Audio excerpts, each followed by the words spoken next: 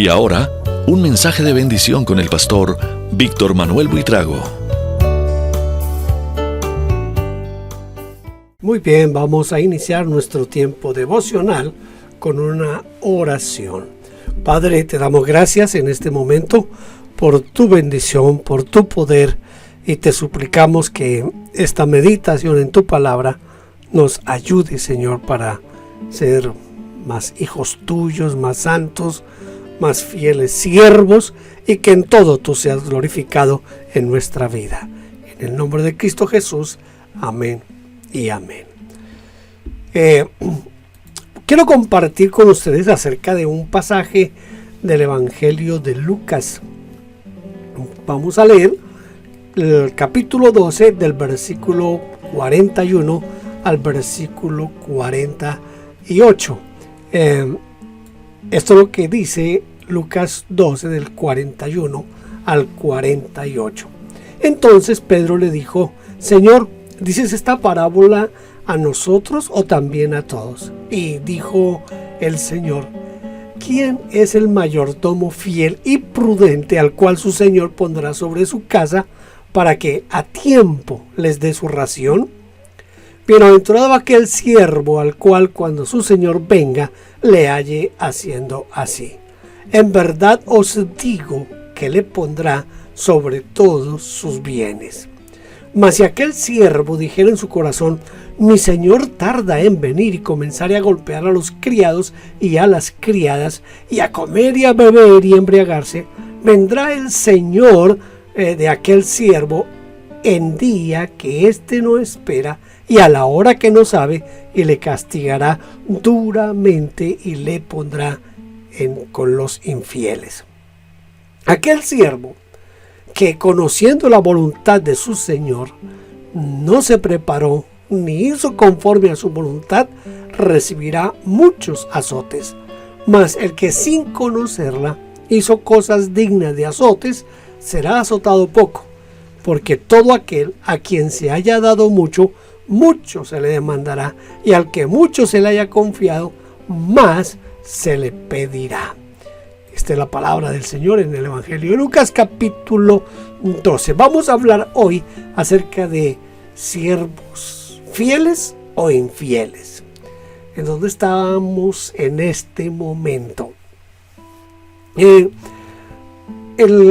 capítulo 12 de Lucas, en la primera parte, entre el versículo 35 y el 40, nos muestra que el siervo del Señor tiene que estar velando.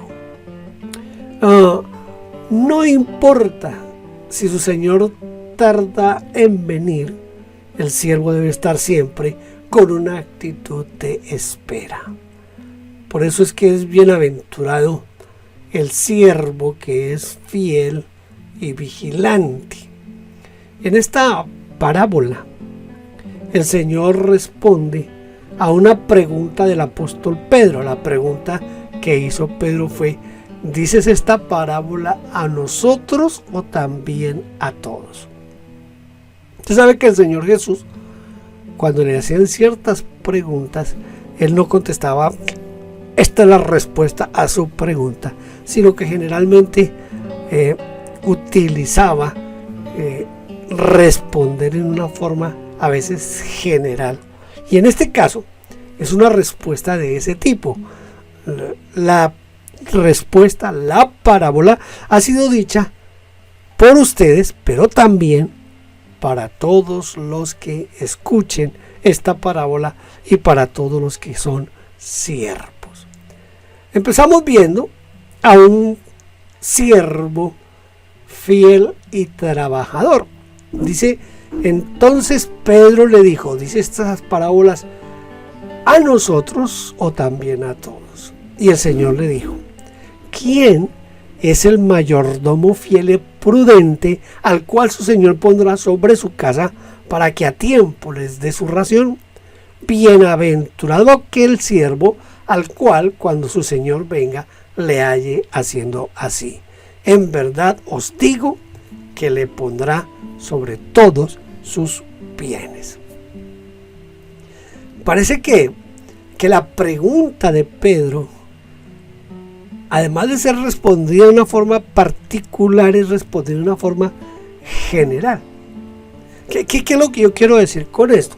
Lo que quiero decir es que la respuesta a la pregunta de Pedro, y con lo que está hablando el Señor aquí del siervo fiel o infiel, se está refiriendo a todos aquellos que conocemos al Señor Jesucristo como nuestro Señor y Salvador. Recuerde que el Evangelio es una palabra viva y que está para toda la historia del hombre. No es solamente para el tiempo del Señor Jesucristo y su ministerio en la tierra, sino que es una palabra que nos abarca a nosotros hoy. Ya todos desde allá, desde ese primer siglo, durante toda la historia del cristianismo, esta parábola es para todos los que en alguna forma hemos conocido a Jesús como nuestro Señor y Salvador. Pero también, como la idea aquí no es generalizar, sino que la idea es que nosotros apliquemos cada parte a nuestra propia vida. Entonces, ¿qué de nosotros? Cuando digo nosotros me refiero a los ministros, los pastores, como en primer peldaño, en primer escalón, en primer nivel de autoridad, si es que podemos hablar de eso. Estoy hablando de los pastores. Pero también tenemos que aplicarla a los líderes locales. Esas personas que desempeñan un ministerio en la iglesia local. Aquel que es profesor de la escuela dominical, aquel que dirige a los jóvenes, o la hermana que dirige a las damas, o quien se encarga de los niños. Todos nosotros somos siervos. Somos siervos al servicio de nuestro Dios. Entonces, si somos siervos, la parábola es para nosotros. La aplicación de la parábola es también para nosotros. Entonces, cuando se habla aquí de para quiénes es, cuando Pedro dice es para nosotros o para todos, la parábola es para usted y para mí hoy. Es una parábola que nunca va a perder su vigencia, porque la iglesia siempre va a tener personas que tienen a cargo algo para hacer dentro de la iglesia del Señor. Ahora, ¿cuál es el trabajo del siervo? Vamos a verlo desde dos perspectivas. La primera perspectiva, desde el momento histórico en el que el Señor Jesucristo está diciendo la parábola y aplicando la parábola de acuerdo a la pregunta que hizo Pedro. En primer lugar, el trabajo del siervo consistía en ese tiempo en atender la casa de su amo. Es decir, ese siervo tenía que cumplir cierto trabajo, cubrir ciertas áreas de trabajo dentro de la casa del amo.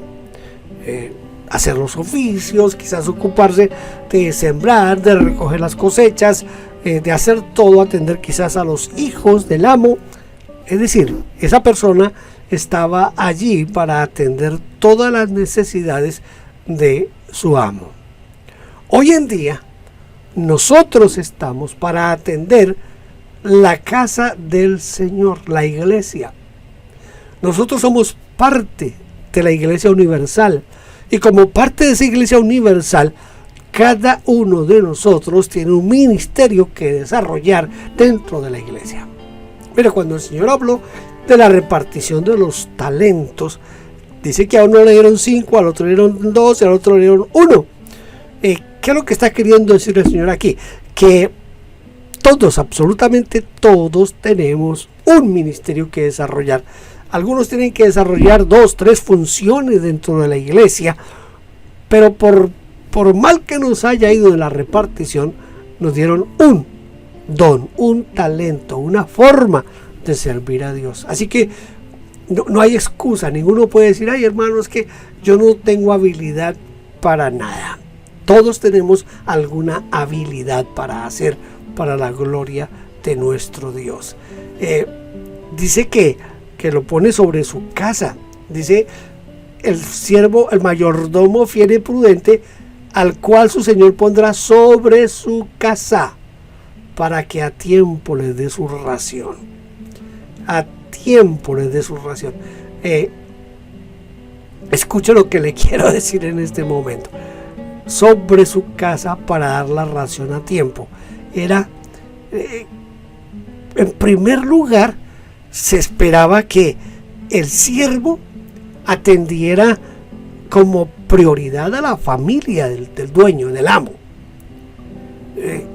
Y también que le proveyera a sus consiervos, porque era el mayordomo, y como mayordomo tenía la autoridad sobre la despensa y sobre la cocina de la casa del amo, así que tenía que estar pendiente que la familia del amo tuviera a tiempo la comida, pero que los obreros, los empleados, los otros siervos también tuvieran a tiempo su comida. Por eso cuando habla aquí de sobre su casa para dar la ración a tiempo, se refiere a la familia y a sus consiervos. En este caso, si tratamos de hacer lo que es la aplicación de la parábola a nuestra vida, a nuestros días, se refiere a que cada cristiano tiene una relación directa y una responsabilidad directa con la iglesia local. Tenemos que estar pendientes de que nuestro ministerio esté haciendo el trabajo que tiene que hacer dentro de la iglesia local. El pastor tiene que preocuparse como mayordomo de la iglesia local de que haya alimento espiritual, que la palabra que se predica sea una palabra pura, una palabra que sea para la gloria de Dios, que sea para edificación del pueblo. No puede dar cualquier clase de alimento, tiene que alimentar con la palabra de Dios a la iglesia. Esa es la ración que el pastor tiene la obligación de dar. El que dirige un departamento, el que dirige un ministerio, tiene que preocuparse por proveer lo mejor para esas personas que esperan que él cumpla su labor como administrador de un don que Dios le ha dado. Aquí entonces se refiere a esa relación que nosotros como parte de la iglesia local tenemos la obligación de cumplir ese ministerio para con otros. Dice, dichoso, feliz, bienaventurado. Pero ¿quién es el que va a ser dichoso, feliz, bienaventurado? Dice que es aquel que cuando el amo llega, lo encuentra ocupado en los quehaceres de la casa. Es decir, Cristo viene pronto y nadie sabe ni el día ni la hora en que Él va a venir. Yo sé que los falsos nuevos apóstoles están predicando últimamente que Cristo no regresa, que no hay rapto, que Cristo no va a volver a la tierra, que el reino se está viviendo ya, y toda esa basura que hablan los nuevos falsos apóstoles. Pero escúcheme, la Biblia habla de que Él volverá, que Él volverá. Y usted mire con cuidado toda la escritura y va a encontrar muchas veces al Señor prometiendo regresar. Le voy a dar solo un ejemplo en este momento que está en el Evangelio de Juan capítulo 14, cuando el Señor les dice a los discípulos: en la casa de mi Padre muchas moradas hay. Voy a preparar lugares para ustedes. Es decir, el Señor está diciendo: yo voy a volver y los voy a llevar a la casa de mi Padre. Esas son palabras directas del Señor Jesús, hablando de que Él regresaría. ¿Se acuerda cuando fue tomado al cielo allá en Hechos capítulo 1? Los seres angelicales que vienen, levantado al cielo, les dice: este Jesús que ustedes ven, así mismo como lo ven ir, lo van a ver otra vez regresar. Yo no creo que no haya nada más claro en la palabra de Dios que el regreso de Cristo. Pero también el Señor dijo que nadie, absolutamente nadie, sabe ni el día ni la hora. Por eso cuando dice aquí: bienaventurado aquel siervo al cual cuando su Señor venga le halle haciendo así. Óigame, ni usted ni yo sabemos cuándo viene Cristo, Y nuestro trabajo, nuestro ministerio, tenemos que desarrollarlo para la gloria de Dios en todo tiempo, en todo momento. Cuando el amo regrese, cuando el príncipe de los pastores aparezca, entonces nos encuentre haciendo lo que tenemos que hacer. Cuidar a la familia del siervo, esa es la función del administrador.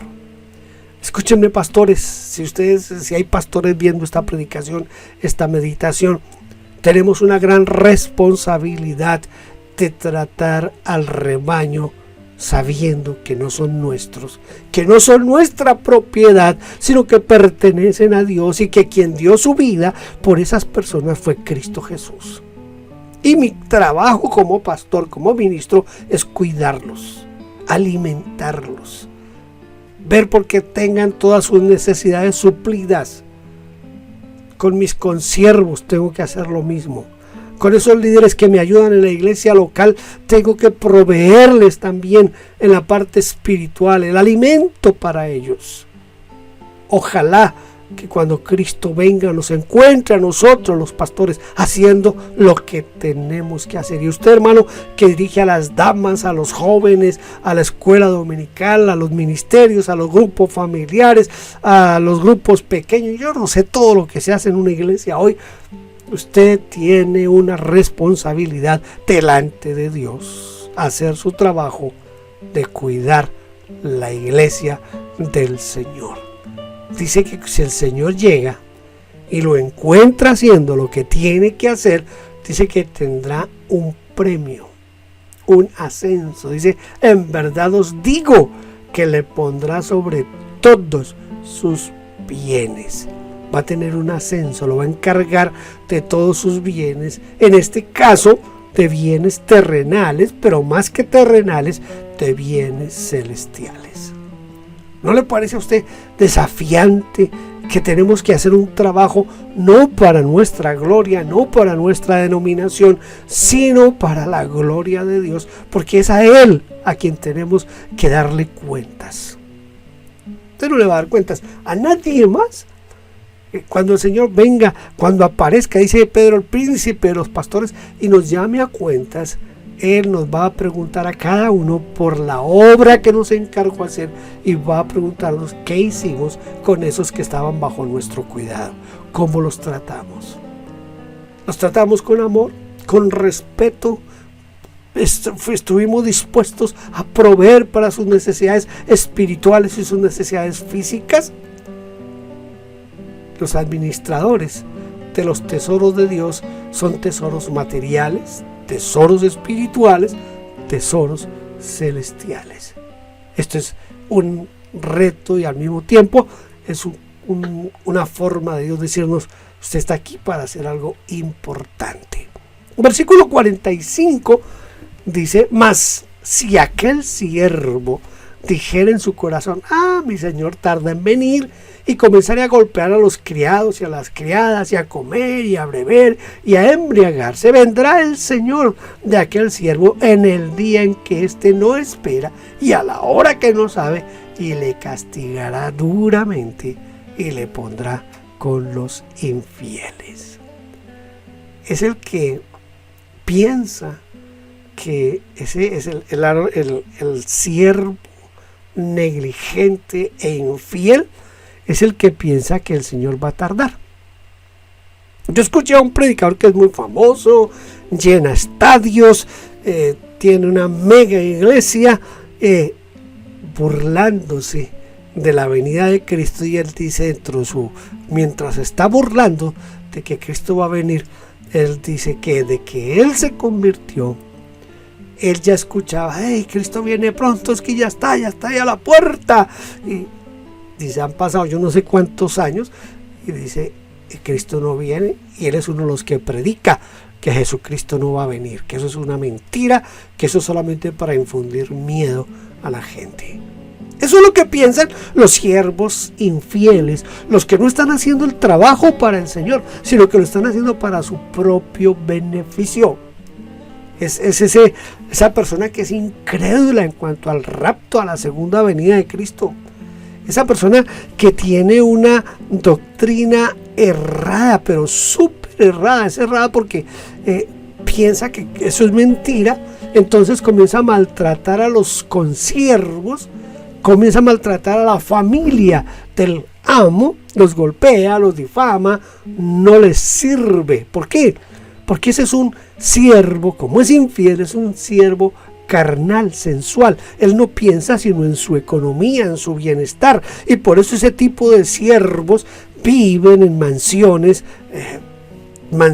costosísimas, andan en vehículos que son blindados con guardaespaldas, y ellos no van a cualquier lado, no comen cualquier comida, no se ponen cualquier reloj, tienen que usar el reloj más costoso. Los Rolex, para ellos eso es algo normal, para ellos estar luciendo ese tipo de relojes. Sus vestidos son hechos bajo orden por sastres profesionales y de renombre. Esos siervos que son sensuales olvidan los verdaderos objetivos del cristianismo. Ellos creen que Cristo no viene, ellos creen que Cristo no está poniendo atención al trabajo que ellos están haciendo, y creen que pueden abusar del pueblo de Dios. Esos son los abusadores espirituales, esos que manipulan a la congregación para obtener beneficios para su propia vida y su familia. Es decir, ellos no piensan en que el hermano que viene a la iglesia tiene necesidades, sino ellos lo único que ven en ese hermano que viene a la iglesia es una máquina proveedora de dinero. Eso es lo que ven en ellos. Entonces por eso los maltratan, por eso les cargan con culpas por no ofrendar, por no diezmar, por eso hacen tantas cosas. Mire, yo escuché a uno de esos de una mega iglesia, que vino una hermana de la iglesia, el esposo la había abandonado, la hermana estaba debiendo la renta del lugar donde vivían, no tenía nada que comer ni cómo darle a sus hijos qué comer. Entonces ya viene donde el pastor de la mega iglesia y le dice que ella necesita que por favor le den una ofrenda para poder suplir sus necesidades. Escuche la respuesta que este hombre le dio: yo no le puedo dar dinero a usted, porque si le doy dinero a usted tengo que darle a todos, y la iglesia no es una beneficencia, la iglesia no está para eso. Y la maltrató y la sacó sin darle un solo peso de ayuda. ¿Por qué? Porque no están pensando en el bienestar de la familia de Dios, de la iglesia de Dios. Son carnales, sensuales, se olvidan, no tienen misericordia. Como dan rienda suelta a su carne, todo lo que piensan, todo gira en torno a ellos. Se hacen llamar papá, se hacen llamar mi apóstol, mi profeta, abusan de una manera que a veces uno ni entiende por qué la gente se deja abusar así. Si tenemos la palabra de Dios y si la leyéramos y la estudiáramos, seguramente entenderíamos que ese individuo no es un siervo de Dios. Ese tipo de personas no trabajan para el Señor. ¿Por qué? Porque están ocupados en lo suyo. Pero una cosa dice el Señor: el día que menos esperen, el día que menos esperen. Porque cuanto más seguro se siente, más se dedica a lo suyo y nada pasa. Nada pasa. Tienen programa de televisión, hacen y dicen lo que quieren en el púlpito, insultan, viven bien, maltratan a la gente porque ellos piensan que Jesús nunca va a venir. Pero hay dos cosas que yo quiero que usted entienda aquí hoy, porque esto no es solo para los pastores, esto es para todo tipo de personas que servimos al Señor. Escuche lo que le voy a decir. Puede ser que Cristo no venga en este momento. Puede ser que no venga en los próximos 20 años. Pero escuche, ¿quién garantiza que usted va a estar vivo esta noche? ¿Quién garantiza que el próximo fin de semana usted estará vivo? Entonces el Señor vendrá cuando usted menos espera. Viene por su iglesia o viene por su vida. Cuando menos lo esperen, dice. No sabemos ni el día ni la hora del regreso del Señor, y tampoco sabemos ni el día ni la hora cuando vamos a morir. Usted no lo sabe, yo no lo sé. Y si actuamos con negligencia, vamos a recibir un castigo. Dice el Señor que ese siervo será tratado igual que los impíos, que los incrédulos. Tremendo eso. Versículos 47 en adelante dice: aquel siervo que conociendo la voluntad de su Señor no se preparó ni hizo conforme a su voluntad, recibirá muchos azotes. Mas el que sin conocerla hizo cosas dignas de azote, será azotado poco, porque a todo aquel quien se haya dado mucho, mucho se le demandará, y al que mucho se le haya confiado, más se le pedirá. Siervos fieles o siervos infieles que reciben su recompensa. Los siervos infieles también van a recibir su recompensa. Los siervos infieles no se preparan. Los siervos infieles no obedecen, no acatan la voluntad de Dios, no obedecen. Aquí en este pasaje, yo recuerdo cuando recién iniciábamos nuestros estudios en el seminario bíblico, en el instituto bíblico, un compañero nuestro, un día tomando este pasaje, él dijo que esto parecía un poco a lo que Dante Alighieri expresa en la Divina Comedia. Si usted alguna vez leyó la Divina Comedia, recuerde que Dante Alighieri pone el infierno en diferentes niveles, y él muestra que hay diferentes niveles de castigo. No para todos, en la Divina Comedia, no para todos el castigo es igual. Pareciera que por lo que leemos aquí en Lucas, como que es así. Mire, vuelvo y le leo: aquel siervo que conociendo la voluntad de su Señor no se preparó ni hizo conforme a su voluntad, recibirá muchos azotes. Es decir, usted sabe que Dios lo llamó, usted sabe que tiene un ministerio, usted sabe que tiene que hacer una labor para la gloria de Dios, usted sabe que tiene que cuidar la iglesia del Señor, y que todo lo que usted haga tiene que ser hecho para la gloria de Dios. Pero usted sabe eso, pero no lo hace. Entonces es encontrado como un siervo infiel. Por saber cuál era la voluntad de Dios y ser infiel, dice que va a recibir muchos azotes, dice el Señor. Muchos. Más el que sin conocerla hizo cosas dignas de azotes, será azotado poco. Quiere decir que hay personas que, aunque tienen un ministerio, aunque son siervos, no tienen completamente el conocimiento de qué es lo que Dios quiere y espera de ellos, pero eso no los exime de la responsabilidad. Todos nosotros tenemos un ministerio. Todos, absolutamente todos. Entonces tenemos una doble labor. Primero, descubrir cuál es ese ministerio que Dios me ha dado, ese don que Dios me ha dado para trabajar para la gloria de Dios.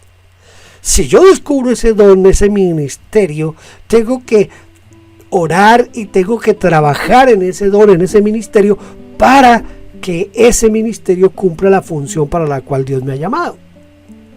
Pero si yo no me preparo, si yo no hago las cosas bien, aunque haga el ministerio a medias, quiere decir que soy infiel, pero que no voy a ser castigado igual que aquel que sí sabía y no quiso hacer la voluntad de Dios.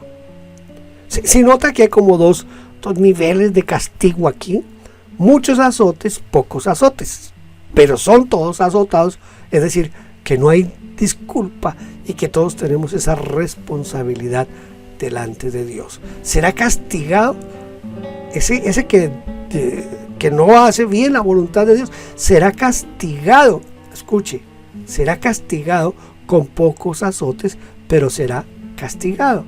No puede haber esa excusa de que yo no sabía, es que yo no tenía bien conciencia de esto.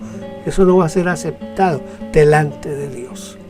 Yo no sé si alcanzo a transmitirle la responsabilidad que tenemos todos nosotros de desarrollar nuestro ministerio para la gloria de Dios. Y no importa en el lugar en el que estemos, que usted es un falso apóstol, un falso profeta, o un pastor, o un evangelista, no importa el ministerio que usted tenga, que Dios le haya dado, usted tiene que hacerlo para la gloria de Dios. Esos falsos apóstoles van a ser castigados severamente. Esos falsos profetas van a ser castigados severamente porque usan la palabra de Dios para su propio beneficio. Delante de Dios no hay excusas. A quien mucho se le da, mucho se le pedirá. Escuche, a quien mucho se le da, mucho se le pedirá. A quien mucho se le confía, se le exigirá mucho más. ¿En dónde está usted? ¿En dónde estoy yo? Mire, el versículo 49, que dentro de la división que se hace en la Reina Valera del 60, el versículo 49 como que no hace parte de este párrafo. Sin embargo, no podemos dejarlo por fuera. El versículo 49 dice: fuego vine a echar en la tierra. Escuche, esto lo está diciendo el Señor Jesucristo. Fuego vine a echar en la tierra. ¿Y qué quiero? Si ya se ha encendido. O sea, el solo hecho de que el Señor viniera, muriera por nosotros y nos diera un ministerio, ya nos metió en un problema. Un problema serio. Porque ¿cuál es ese problema? El problema es que Dios me ha confiado a mí ese ministerio, ese talento, para que yo lo multiplique. Y no valdrán excusas, no valdrá ningún tipo de excusa. Este no es tiempo para estar sin hacer nada en la iglesia. Todos tenemos un ministerio que desarrollar en la iglesia. ¿Qué es lo que yo tengo que hacer? Vuelvo y les repito, si yo no sé cuál es el ministerio, el don, el talento que Dios me ha dado, tengo que orar y pedirle a Dios que me lo revele, que me ayude a identificarlo. Una vez lo haya identificado, comenzar a trabajar, comenzar a darlo para la gloria de Dios. El mundo nos necesita como siervos fieles, preparados y trabajadores que estemos activos sin importar ni la hora del día ni la hora de la noche, porque no sabemos en qué momento vendrá nuestro Señor o en qué momento nos llamará a cuentas.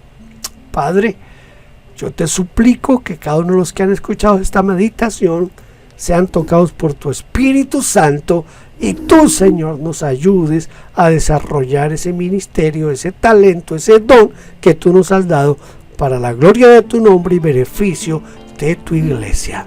Ayúdanos, Señor, te lo ruego en el nombre de Cristo Jesús. Amén. Amén. Muchas gracias por haber estado aquí. Deseo que Dios le bendiga. Gracias por vernos. Déjenos su huella suscribiéndose y comentando. No olvide campanita y compartir. Dios le bendiga.